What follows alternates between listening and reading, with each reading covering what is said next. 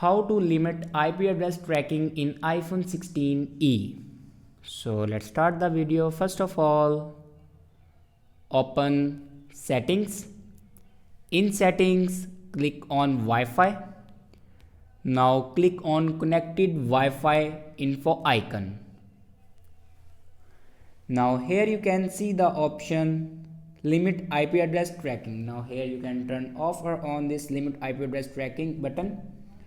After turning this button on, then go back and scroll down in last, and here you can see the option apps.